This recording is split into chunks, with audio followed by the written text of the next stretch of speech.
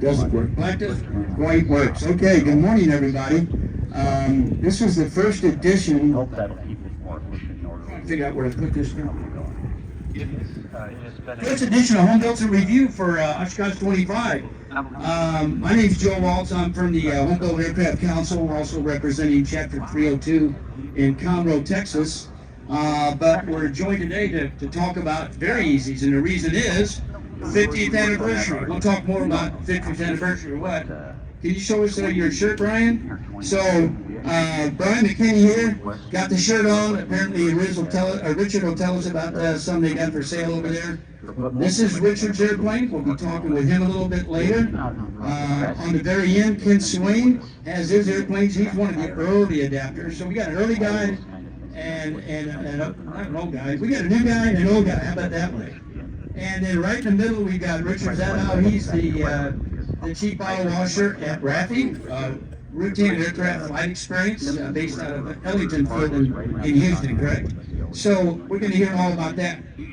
So like I said, the main reason we're talking about it is because a guy that you may be familiar with, Bert Rutan, brought one of his aircraft here 50 years ago. So do the math, that's 1975. And was anybody here back in that day? None of us. Oh, there we go. There's one. Super. Maybe we'll ask y'all some questions too.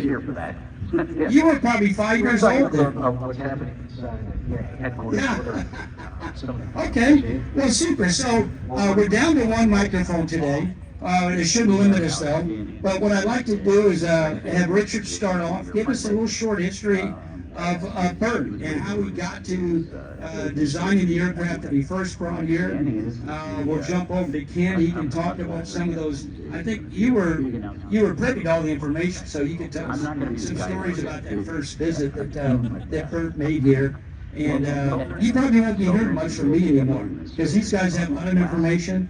So Richard, let you start it off and give us that history of how the design came about, how he got here, what the interest was, and how that changed home building. It was a whole new era of home building when Bert brought in the construction techniques that he started with. So we used to cover this flight line with easies. We don't see as many anymore, but what you're going to find out is that RAFE is very instrumental in making sure that we see as many as we want. I noticed it looks like a lot more easy or routine design aircrafts are here this year than I've seen in the past, which is probably largely due to RAFE's efforts. And yeah, he'll take it. And then Brian can tell us, hey, I'm a new guy. I'd like to get into the easy world, but that was a long time ago, right? No, not necessarily. We got it's a very active program still today. So Brian can talk to that. So without further ado, Richard, let me let you go. Thank you for the introduction. My name is Ryszard Zadow. I'm the founder and president of Routine Aircraft Flying Experience. We're a nonprofit that's focused on routine home-built design. So let me ask everybody in the crowd, how many people in the crowd have a very easy? Cool. How many people have been around this stuff or have been around with easy people, okay? So I want to make sure that I'm not preaching to the choir. You know, everybody knows that if you're a canard guy, then you know the history of Bert Rutan and all that stuff. But for the benefit of the few in the crowd that are not, we'll kind of go into it, you know. And as Joe mentioned, in 1975, Bert Rutan showed up with this airplane that was like something nobody had ever seen before, which is not the first time he'd done that, because in 1972, he showed up with an airplane called the Very Vegan. One of them is parked right over there. It's the only one left flying. It's the one that RAFE got flying on the 50th anniversary of the Very Vegan. And that really changed the dynamic because it was constructed like most home builds were back in the day, wood and metal. But its configuration was like something out of Flash Gordon. So Bert was overwhelmed. He told me, he says, I didn't really anticipate selling plans, but a lot of people approached him and said, that's the coolest thing I've ever seen. How do I build one? So he went home and dusted off his drawings and created plans for the Very Vegan. And they weren't really like the plans for the Very Easy that came out later. He changed the way, not just the way home builds were made, but he also changed the way home build plans were written, so made it a lot simpler. So after flying the Very Vegan for a while, and a lot of people, I think he sold 600 plans for the Vegan. he came out with this other thing made out of fiberglass. And airplanes have been built out of fiberglass for a long time, a lot of gliders and stuff like that. And where Burt Rutan got his inspiration for this was when he was out at Mojave working as a flight test engineer for the Air Force, he spent a lot of time at the glider place out there. A guy named Fred Duran taught him composites, repairing the gliders and how they're constructed. And he got this idea, well, why can't I make a powered airplane out of these things? And he liked the construction method because it was pretty quick to make complex shapes, especially one-offs, and so with his desire to design airplanes and try new things, he said, wow, this is a quick and easy way to build an airplane, which was actually kind of opposite of what the perception is today. And one of the things we battle is everybody thinks it takes a long time to build very easy. It really does not. And when you hear this guy's story, you're going to really be inspired by that. So he built the first very easy in 1974. And this is the EA's official 50th anniversary of the Very Easy, because this is when the Very Easy first showed up here in kind of the home builders version, okay? But Burt actually designated last year the 50th anniversary, so we've been celebrating this thing for a year. And if you ask me, we should celebrate it every year, okay? So it's kind of got a little messed up there, but what happened was I sent an email to Burt last year saying, hey, I hope you plan on coming to Oshkosh in 2025, because we're going to celebrate the 50th anniversary of Very Easy, and we're going to have a great big routine party, which is what we did last year. And he said, well, I said, I'm beating a drum with the EA to get geared up for this in 18 months, okay? And he sent me an email back and said, well, don't beat that drum too hard, because I'm coming this year, which is last year, and we're going to celebrate the 50th anniversary this year. And the reason he said that is he said in his mind, what he called the composite canard revolution started last year. And that's when he started building out of fiberglass. The very first Very Easy he built was a little bit different than the ones you see out here. It was kind of smaller than a VW motor, okay?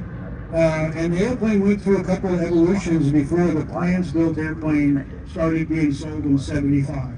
And that's kind of where the transition from 74 to 75 comes from. And that was his true inspiration, was to build things quickly and make complex shapes out of this really unique material, which became known as moldless composite construction, where you carve a shape, throw fiberglass over it, and then finish it out. And you got this really neat compound curved cowling or something like that would take somebody with some serious sheet metal skills to create out of an English roof. And you can do that in a day or two, okay? So that's kind of where the beginning came. So the guy that can tell the best story, though, is this guy next to me, Ken Swain, who in his youth, which is still today, right, was an Air Force pilot flying C-141s, I think, at the time, or at Travis, okay? Well, about the time Burt came out with this stuff. And I really admire Ken because his tenacity and perseverance. His claim to fame is not just being a retired United pilot, an Air Force pilot, and probably the oldest living Very Easy pilot, because Ken has flown his Very Easy, this one right behind him, which is probably one of the most stock Very Easies out there still, because we all tinker with their airplanes, make them better, faster, whatever. Ken's is pretty much for plans, and he's flown his airplane to Oshkosh every year for the last 48 years. Including the year of COVID, okay? Because he doesn't live too far away. He came and landed here just to say he was here. And that deserves a round of applause. I mean, come on, 48 years in a row, right? So this grumpy old guy here next to me is going to tell us what it was like in the very beginning, okay? And to be involved with Burt, with the when did your airplane first start? Sorry, you guys are doing great. I'm going to let Ken talk. In fact, he'll probably talk until the next one at 1 o'clock this afternoon, which will be great because he's got lots of good stories. But I just wanted to reemphasize what you mentioned about the moldless composite methods that Burt came up with that really revolutionized building.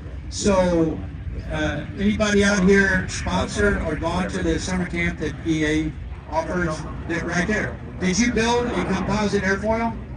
Super, and our chapter just in the summer camp last month. He came back and gave us a show and tell, and they built a traditional wood truss wing with probably 50 pieces in this one I'm rib. short white size. And then he did a Yellow bonus white. composite And when we're not airfoil, flying, 2 pieces, the foam and the glass cover on it. And so they're still teaching that method to the kids.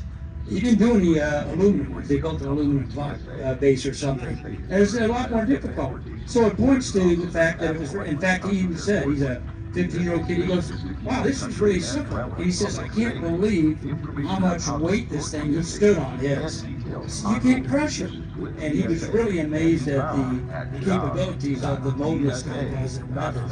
So, yeah, it's still a viable method of constructing an airplane.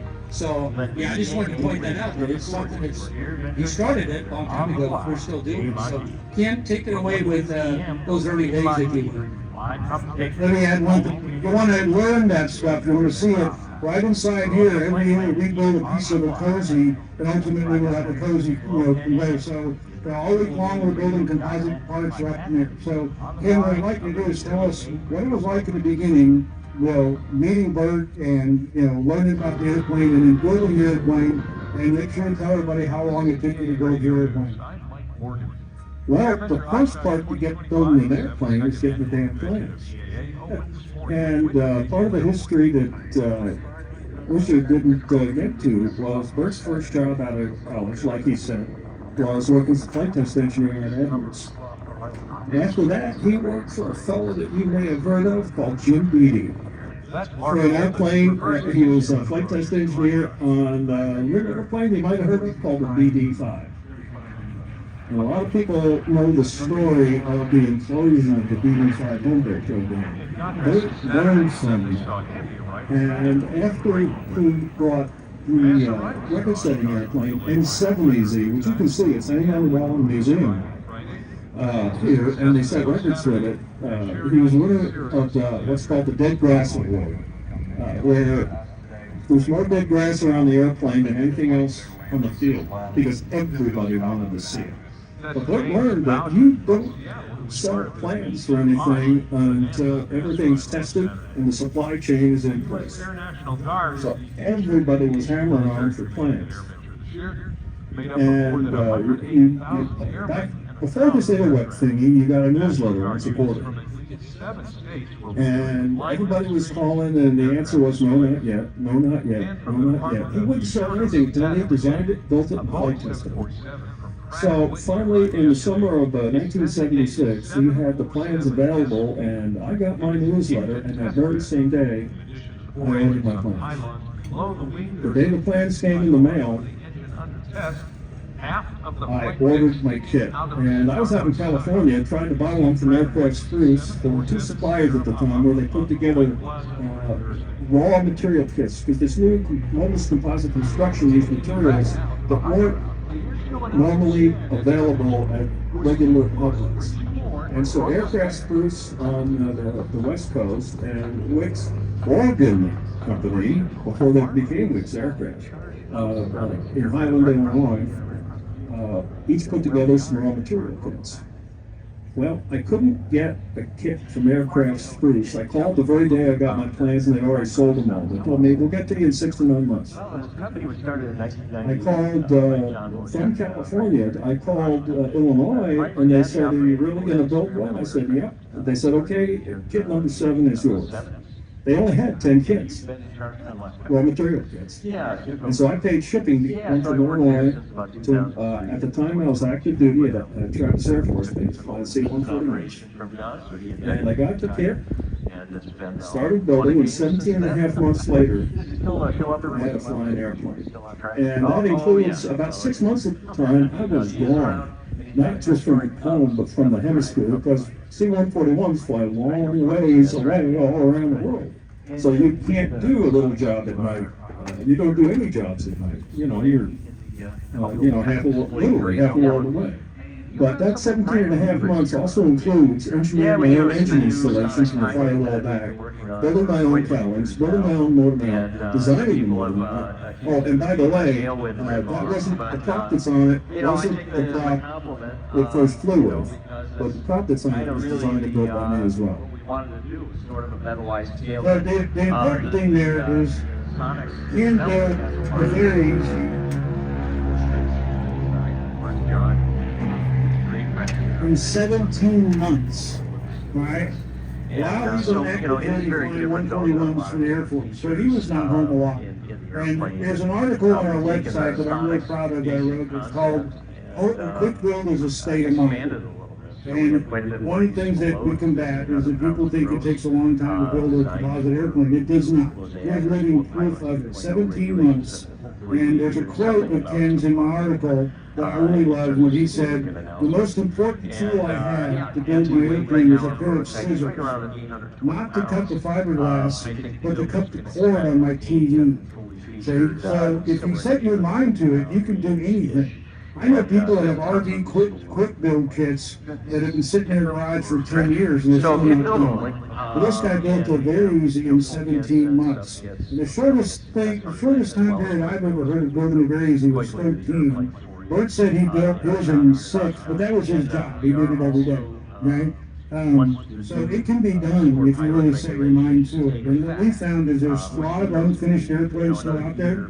So if you find an unfinished project that's got a good pedigree, that's a good place to start. I'm going to ask him to talk about one more thing. What was it like at first when you first met Bert? Because you're pretty close to Mojave. When you first met Bert and what Mojave was like with all the builder activities and the classes that Bert put together and all that stuff. Well, the very first day the plans were out, Bert was very aware that Douglas Composite Construction was a brand spanking new way to build an airplane for most home builders. So he flew the prototype in for easy to a bunch of different EAA tractors, principally out west. And he had this regular dog and pony show of how to build an airplane out of bed sheets and honey. That's what he called it, bed sheets and honey. And I first met Bert in Sacramento when he came up and gave his dog and pony show at another early builder's house, a fellow named Ed Hamlin. And that's when I met him. And the biggest thing I remember about that was how intense Bert is. He is a force of nature. Doesn't suffer fools gladly, but if you communicate with him on a one-to-one basis and it looks like you've done your homework, he will gladly explain stuff to you. One of the coolest things going in very early days, when you could always tell Bert's farms because there were about 20 people deep around the outside just because they couldn't get in.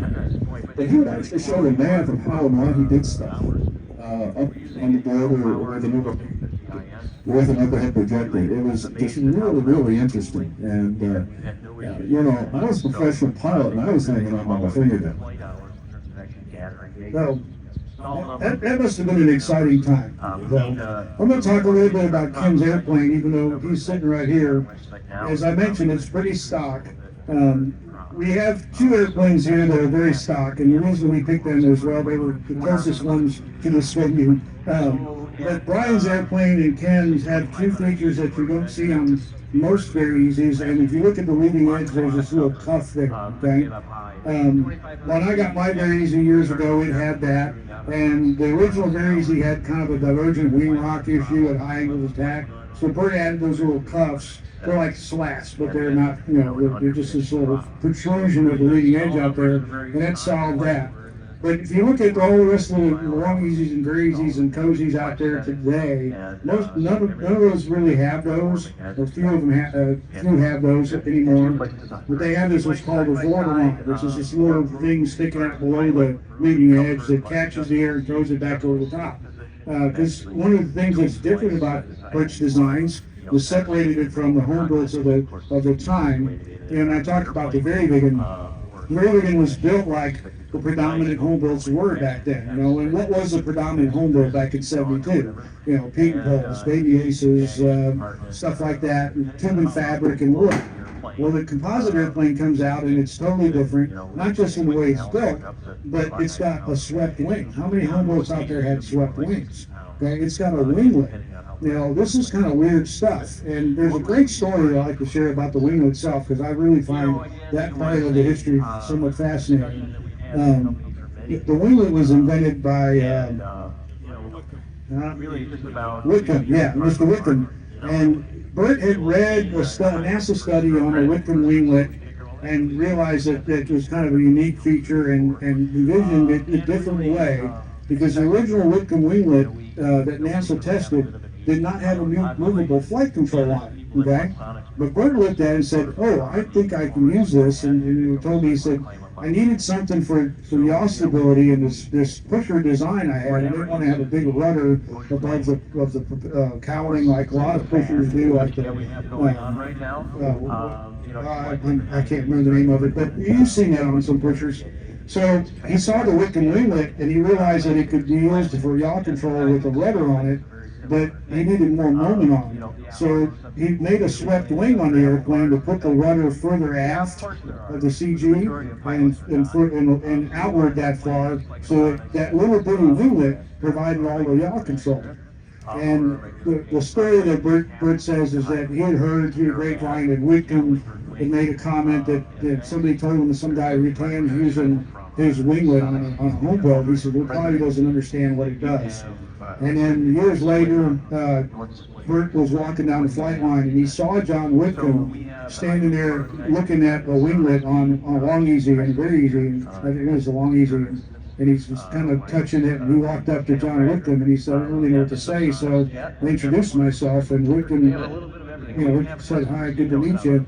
And he said, you do know what this does, which he took very, very proudly. The first airplane to ever fly the Whitcomb winglet was the Very Easy. And now you see them on everything. And I fly 737s at work. And so at 737 at work, it's got winglets now. They're kind of different function because that's for long-range cruise efficiency. But if you look carefully, there's also vortilons on the leading edge of the 737 wing, and you see that a lot. And then the 730 is actually vortilons on the last flap segment that comes out. And I didn't realize that until just recently when I had an airplane with the flaps down. I looked around and go, hey, there's a vortilon up there. So Bert really had an impact on aviation going far beyond home building. It really did. So Ken's been around since the beginning. Brian, however, I met Brian a few years ago when we had this flight school called the Canard Flight Academy. So if you've never flown a Long Easy, you come to our school. We use a thing called Speak Canard, which is a German knockoff of a Long Easy, but it's standard category, so we can rent it like a 172. And it's very well equipped for training, whereas most Very Easys and Long Easys are not. The Speak Canard school control. So Brian has this Very Easy. He gets a hold of us and says, I want to come down and get some training. He also wanted us to look at his airplane because he'd spent some time refurbishing it. But I love Brian's story because it's the connection between the generation of Ken and the future generation, which is kind of what RAFE is about, which is the future of the UTAN stuff. So I'll just let Brian tell the story because he does it so well. I'm Brian. I'll try to keep it brief because I can talk long about this. But I've been coming to Oshkosh about, I think it's the 27th year.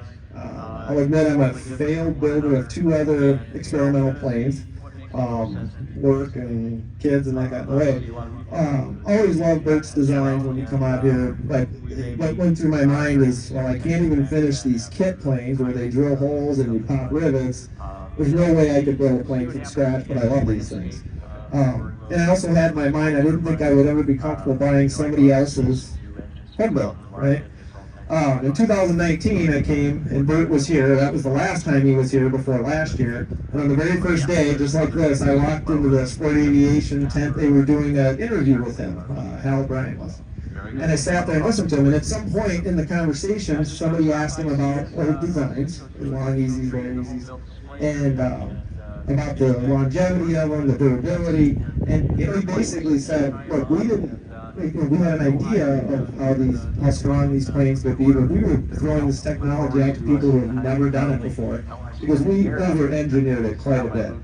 And in the end, he basically said, if you find a good existing Long Easy, Very Easy, it's got hours on it, you can get it inspected, it looks like it's well built, it should be good. So 2019 EAA Air Adventure, all I did was find every one of them that was here, looked at them, crawled underneath them, asked questions, and then went home and started researching online. I come across RAFE, R-A-F-E article online talking about learning to fly them, rebuilding them. But the best article that Richard had written was titled, Why You'd Rather Want to Own a Very Easy. Because I was looking at long easies because everybody said long easy's better, you go long distance, carry a lot of stuff. But his article was about what was your flying mission, and the flying mission for a very easy is go up and fly around for fun mostly for 30 minutes to an hour. And that's basically what I did. I had a Cherokee one for you. So I set my sights on very easy, started looking, I found this one in Chicago, and I went and looked at it, and it looked exactly like this. The person who owned it, but had not flown it, had painted it, did the interior, so it looked just like that.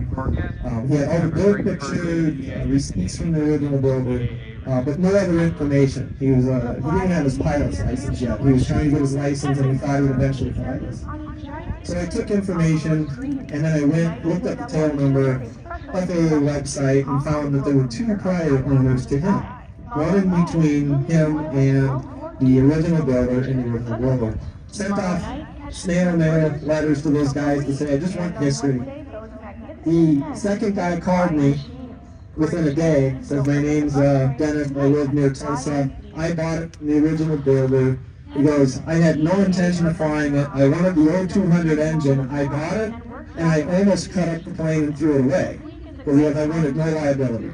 And he goes, but I decided to sell it, and then I sold it to the guy that you're talking to. I said, okay, great. I said, what about the original guy you bought it from? Do you have his contact? Do you still see him? And he said, no, I bought it 18 months ago, and I think he's passed away, because when I bought it from him, he said he only had 6 months to live, and he was trying to sort of get rid of all this stuff to not burden his wife. So I thought the letter that I sent to the original builder was never going to be returned.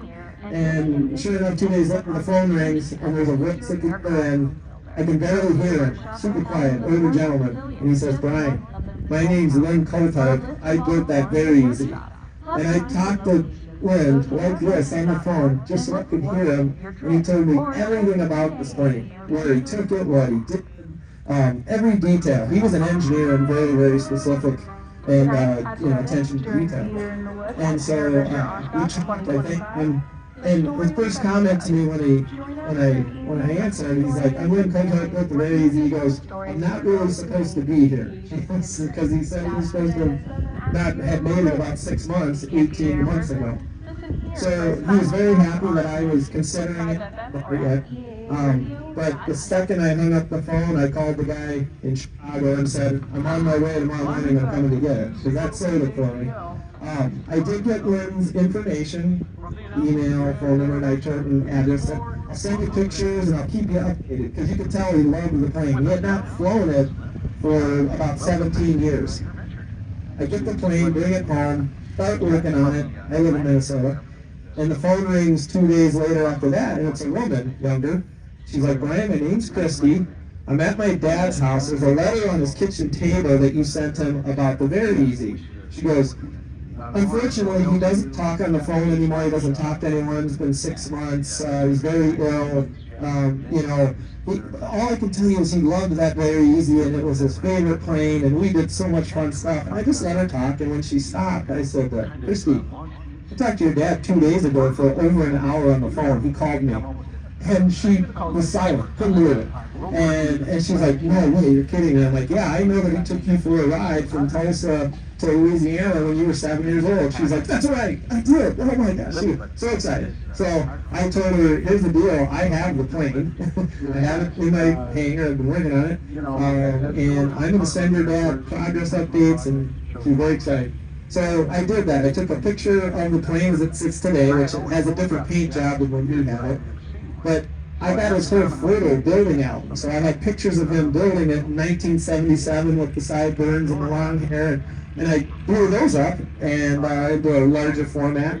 And I mailed it to him.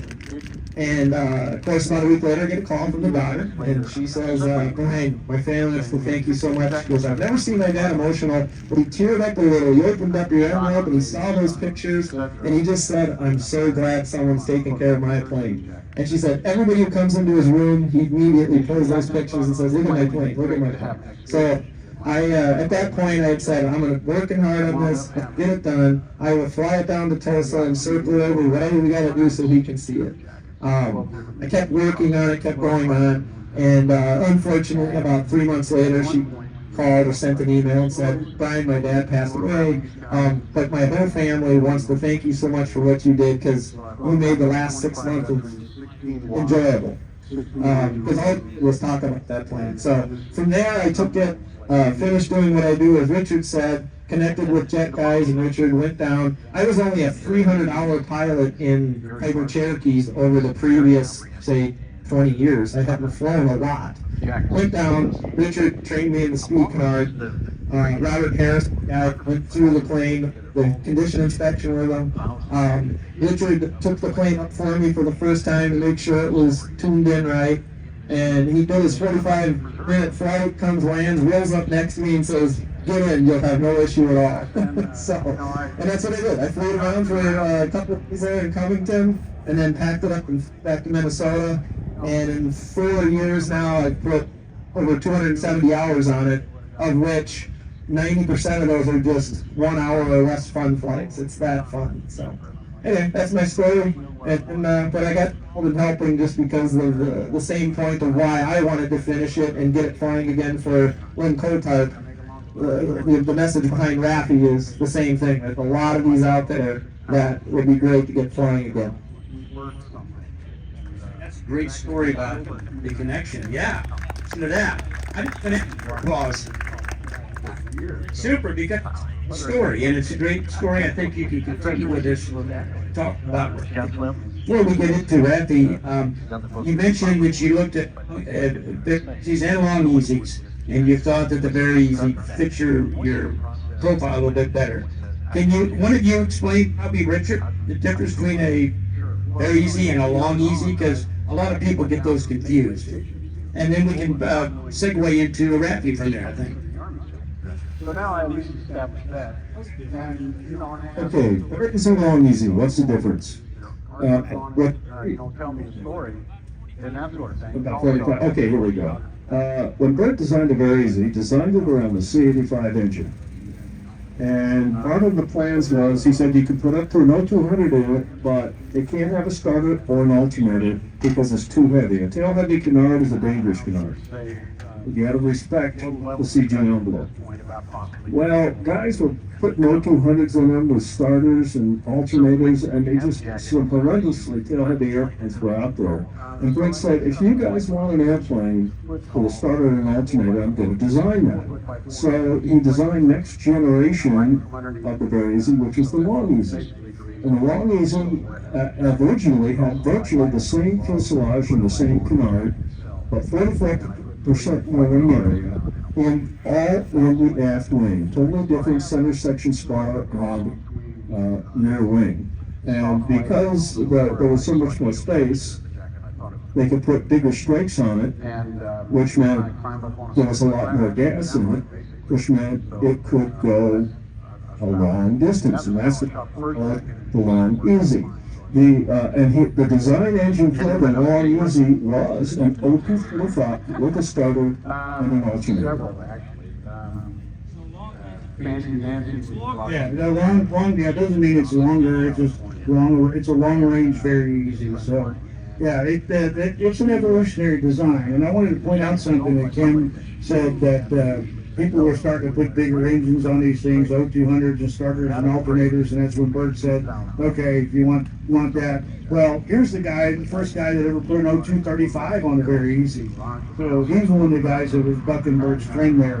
And when I brought my Very Easy to Oshkosh the second time, I tore the panel out. I had a full IFR panel with a Very Easy with vacuum gyros and an ILS and all this stuff. I was flying F-14s from the Navy, and I just wanted my own little fighter, right? And I'll never forget, Bert was walking by on flight line and said, hey, Bert, look what I did with my Very Easy. And I opened the canopy and I said, hey, he chewed my butt out. He goes, why'd you put all that stuff in there? He goes, you should get around because if you want all that stuff. And it's way too heavy. He's always, Bert had a rule. He said, if you're thinking about putting something in your airplane, if you're wondering if it's too heavy, you say, do this. And if it hits the ground, it's too heavy. You know? And So he was very, very focused on light airplanes, and so it's really, days he's couldn't, if you started loading them up, it really taxed their performance.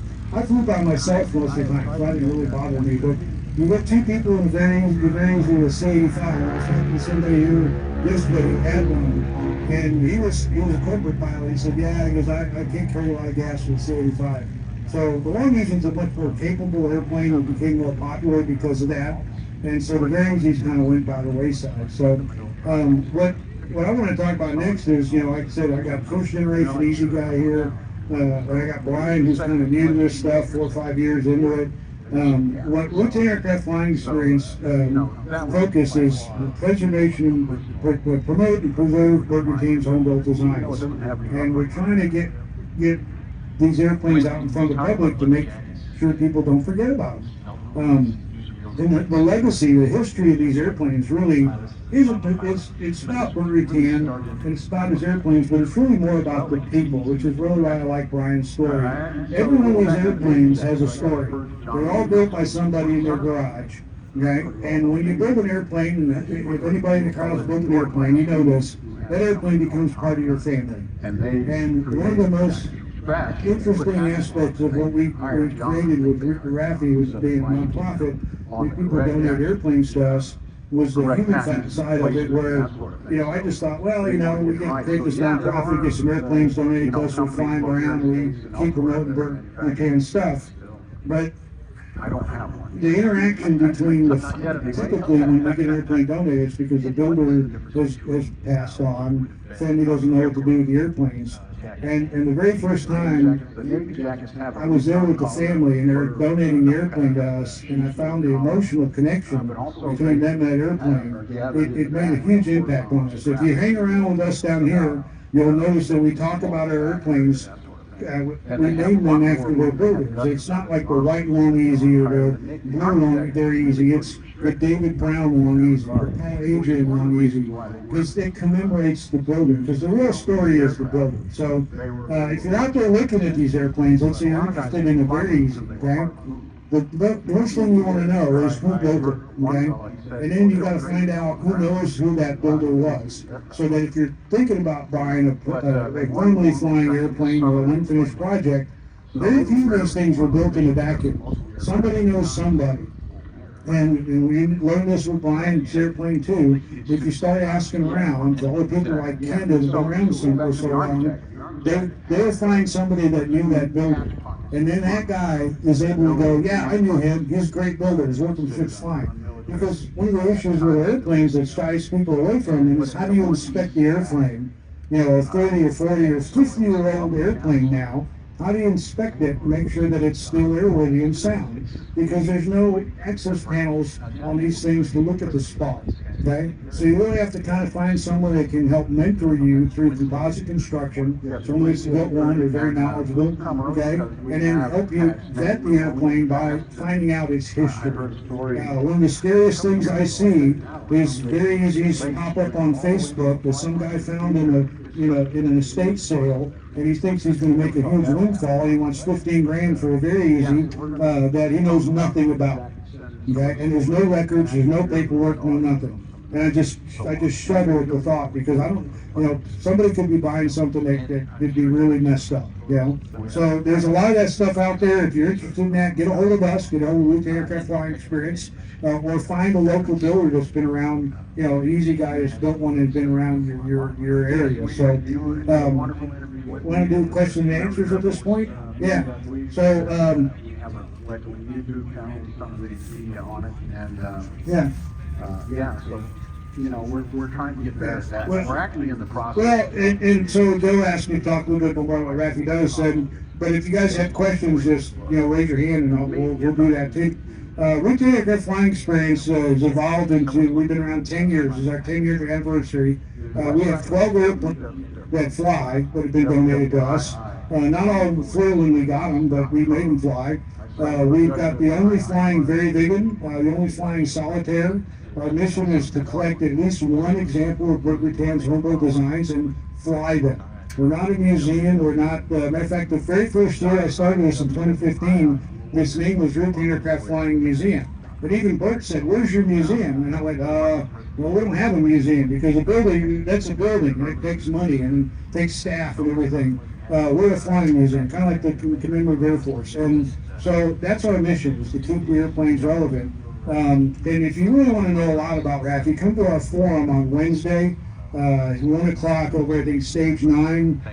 They look on Facebook page and stuff like that. And we'll really get some nuts and bolts. We'll talk about the last 10 years and the next 10 years and stuff like that. It's become a really, really incredible journey for me starting this nonprofit. But we're here to really talk about Very Easy. So, anybody have questions about Very Easy's? No? No, go to your company? Yes, sir. No. You don't get away with 5,000. Alan Cleveland. I own a jet, Very Easy. Quickly. And I have a question, I don't want to get too technical, but both of these planes should have an equal. We should see it, we don't really see it. Is it there? Can you show it? We'll pick it up by the nose, you'll see it. Yeah, so pick it up and show the anhedral. Okay, so everybody know what an anhedral is? Okay? Yeah, the wings kind of droop down, right? Yeah, you know why that is? You ever seen an A7? Okay? A7 Corsair? Okay? Anhedral as opposed to dihedral. Dihedral is when the wings are kind of pointed upward, adds stability. Anhedral increases the instability a little bit. Well, why would you want that? Well, one of the biggest influences on Bert for designing this airplane, okay, was his brother. And Dick was what? A fighter pilot like me, right? They wanted their own little fighter. That's what the thinking is. Bert was fascinated with the South Vigan because at the time it was the most high-tech fighter in the world, okay? And it had to come out cool. So when they built this, they wanted another little fighter. And honestly, I don't know how those guys got in this thing because they're pretty tall, okay? But there's a video, there's an old film movie made by a French guy. I can't remember the name of it, but you can search this on YouTube. This guy did this documentary on Bert Rutan, and it's so funny because Bert walks. It shows him opening up the door. He gets the Very Easy out. He picks it up like that, cranks the nose gear down, and like throws his leg up and it gets in. So none of us can do that, especially at this age. So. That's what the anhedral was added for, to make the airplane a little more maneuverable. That's why I liked it, being a fresh-fan little fighter guy. It's like flying a little fighter. It's fun. The whole airplane's fun. A light Very Easy is a joy to fly. It really is, if you ever get your hands on one, and we can help you do that. So, any other questions? There's a second reason for the dihedral. The anhedral. One of the things Bert was enamored of is keeping stuff simple, the KISS principle. And the original design of Very Easy did not have ailerons. The control surfaces in the front work together for pitch and opposite to each other for roll. With that from the 1990s, polygon. And the reason that it has the anhedral was the ailerons gave it adequate roll, but not great roll. So the anhedral was to make the airplane a little bit easier to roll. Okay? And it also originally had very powerful rudders, because in swiveling aircraft, yaw moves much more readily than it does in a Hershey bar wing. Yeah, I kind of forgot that point, but again, when we go back to talk about the Whitcomb winglet, if you look at the location of that winglet out there, it's really far after the CG. It's further out. It's got about 12-foot moment on it right there, okay? And the anhedral helps it drop down a little bit, and it is a very powerful rudder. If you look at our rudders, they don't really deflect that much, because they found that if they deflected them more than that, you could actually make that winglet stall. Okay, so the rudders are very, very effective. The winglet is a fascinating piece on these airplanes. And the winglet on the Very Easy is a little different than the winglet on the One Easy. So Bert evolved that too, way beyond what Whitcomb did. Who else got break? Anybody? Look at break. Yes, sir. The dragonflies. The dragonfly? That had some input in that, didn't he? You know what? Anything white was a canard, we blame on Bert. I don't really know what the influence Bert had on the dragonfly. And you know, he was involved with the Quickie, the original Quickie 1, okay? The Quickie Aircraft Company, what was that guy's name? Yeah, Dave Shannon, and Tom Jewett. They wanted to do that, and they asked Bert to help them. So he was an influence on the Quickie design, and then it evolved into the Q2 and Q200. And I believe, my personally, the Dragonfly came around because people were looking for that kind of configuration with a VW motor, the smaller motor tail. So RAFE embraces anything white with a canard. We have a Quickie too. We consider it one of Bert's designs. But honestly, I'm not the guy to ask about the Dragonfly stuff. So the Quickie guys know more about it than I do. Where's Crane? You want to comment on that? You know anything about dragonflies? My personal favorite, obviously, and it's just been a phenomenal. Sailor had the Dragonfly, and then of course Scott Swain was involved in selling Quickies first. I think they both showed up. I think it was a race against Oshkosh. I think they both showed up the same year, or the Quickies were a year later. I'm not too sure. But, anyway, then I don't remember the name of the company. Just Taylor. Cozy, or not Cozy, Dragonfly. Whoever said whatever they did about it was a race to get to Oshkosh that year. That was true. We worked very hard to get the plane here because it was a competition with Quickie, but it was it was just a one-seater. Dragonfly was a two-seater, and that was attractive. And then the Q2 came along after the Dragonfly. And then we were in strong competition with that for quite some time. Yeah. See, you never know who's sitting in the audience. That's why you never want to offend anybody, but I happen to do it all the time. So, and for that, you earned some stickers. Here you go. Yeah, we need to talk later. Yeah, I'd love to get more info, so thank you. Okay. All right. What wrong one?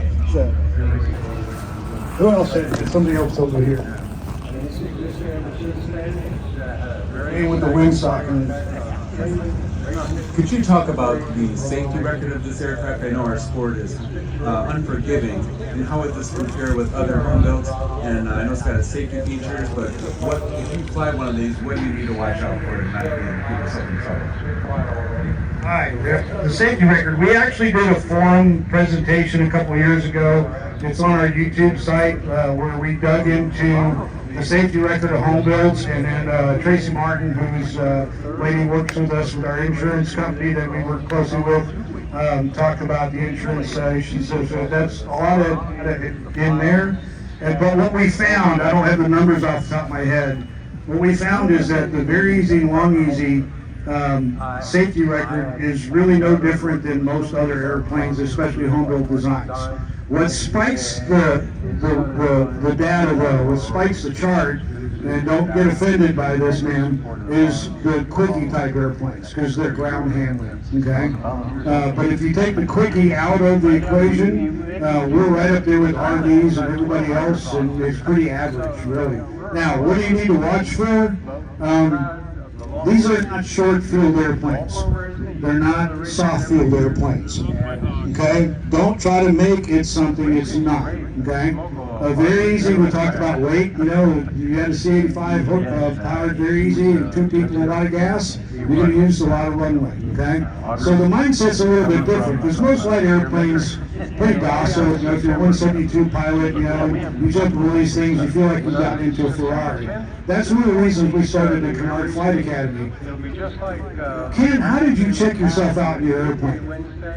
Well, let's see, I was checked out in the 238. Yeah, I feel about the same. No, when checking out, I've checked out quite a few people in Very Easy's, Long Easy's. And the biggest thing you have to convince them of, when you fly with a side stick, it's a wrist controller, not a bicep controller. All right, how did you check out in Very Easy? With you and the speed canard? So if you had your druthers, okay, would you want to do your first flight in the airplane that you just built, that you've never flown that kind of airplane before, but maybe you got to ride in one? Can you imagine the anxiety level you have, okay? Right there, okay? That's what the Canard Flight Academy does.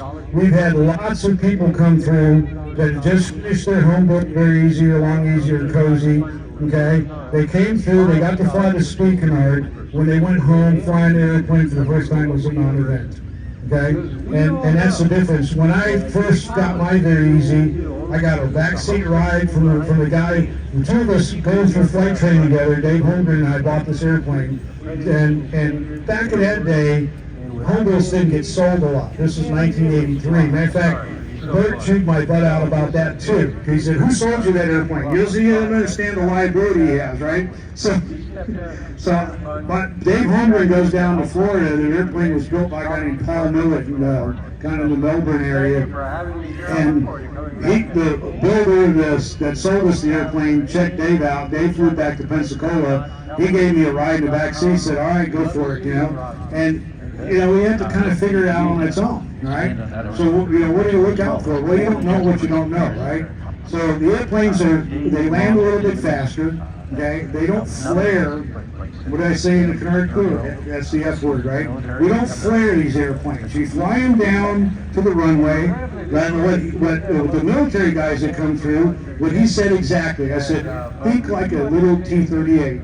You fly it down, you just set an attitude, let the mains touch down, hold the nose up, let the nose wheel down right before the car installs, roll out, okay? They also don't have great big brakes either, okay? So you got an airplane that's landing at about 80 knots with these tiny little wheels and brakes, so you have to be judicious in your braking. So there's a couple nuances, like ground handling, okay? You pick it up by the nose and you let go, it's going to...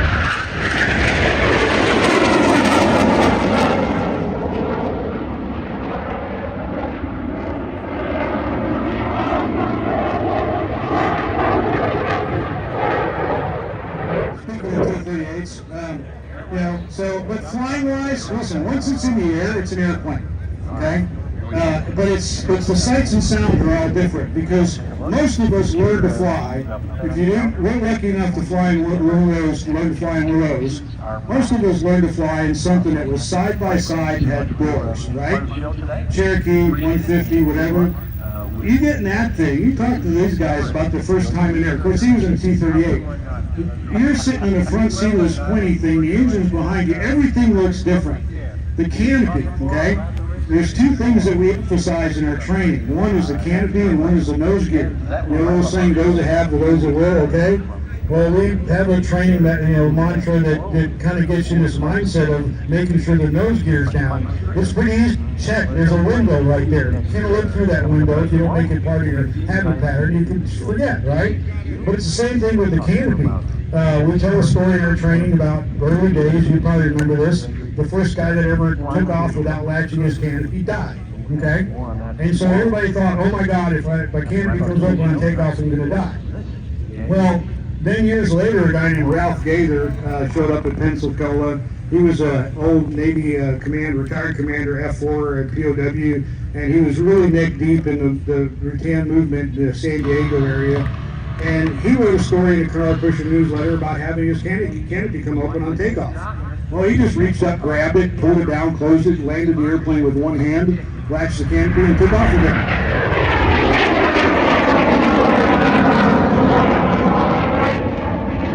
And people realize that the canopy coming open on takeoff is not going to kill you.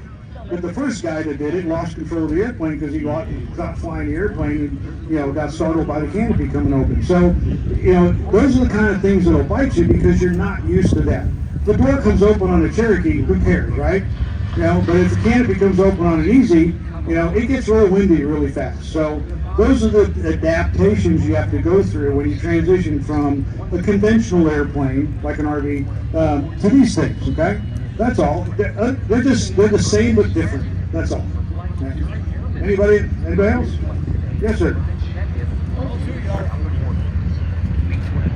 I'm Victor Taylor. I'm a professional Canard instructor. That's what I do. And it takes the average person about 5 hours to the transition. That's my Well, let me clarify. I know Victor, right? He teaches in velocities mostly, okay? So the velocity were more of an airplane. But you're right. I tell people ask me how long does it take to get checked out through the Canard Flight Academy. I said, well, it depends on you. But somewhere around a couple hours. You know, the first flight, you may agree with this. The first flight, we call it the WOW flight. Okay. My first lesson is about 30 minutes because, again, nobody's ever been in one of these things before. Okay. They're used to 150 or something. And the first flight is like, wow, this is cool. Wow, you got great visibility, you know? So we get that one out of the way real quick, and then we focus on actually learning to fly the airplane. I've had one guy go through Canard Flight Academy that I thought, this guy's got to go home. He's just not going to have it. And it was a funny story because it had a good ending. This guy built a Cozy 3 with a Viking engine, okay? He was 75 years old. He had 110 hours total time spread out over 40 years in a Cessna 150. Man, I flew with him for 5.5 hours, and I said, I'm not getting through to you, man. He thought everything flew like a Cessna 150. And I literally, like, you got to go home and get some time in a Mooney or something like that. And I was just bummed out because I'd never sent anybody home before, advising them not to go home and fly the airplane. And about 2 weeks later, he sent me a video. Said, hey, I flew my airplane. It was great. Your training was awesome. So, but that's the way it is, you know. Well, thanks, Victor. I'm glad you stopped by. So, if you want to get checked out in the velocity, that's the guy to see right there.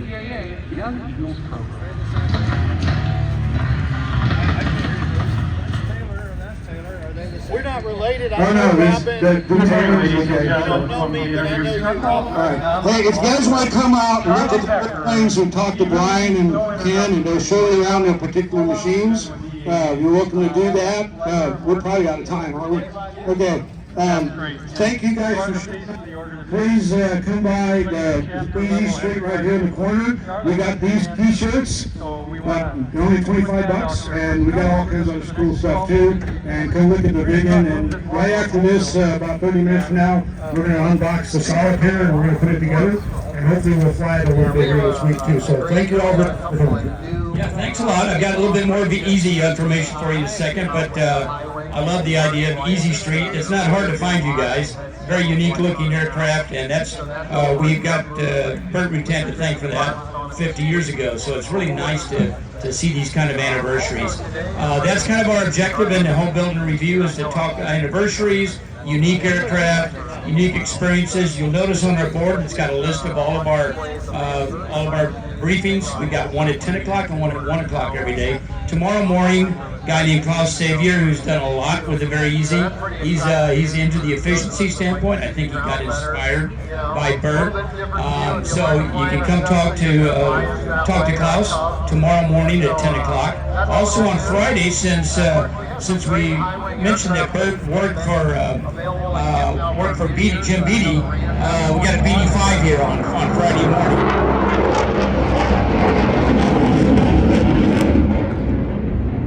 And the BD5J sounds kind of like that because it's got a jet engine on it. So actually Jim Beatty's son, Jim Beatty Jr., will be here as well with Brian Ingram and his BD5J. So the BD5 is right over here in this corner. But anyway, thanks a lot for coming out this morning. Hope you didn't get too hot in the sun. And come on back at 1 o'clock today or any day, 10 o'clock or 1 o'clock, and you can see our schedule on the board. So again, let's give a round of applause to these fine gentlemen, because that's probably the interview I've ever done. I asked one question and they take off. So again, I think you guys are going to stay around, Brian, to talk about your airplanes. Ken, you'll just stand around there.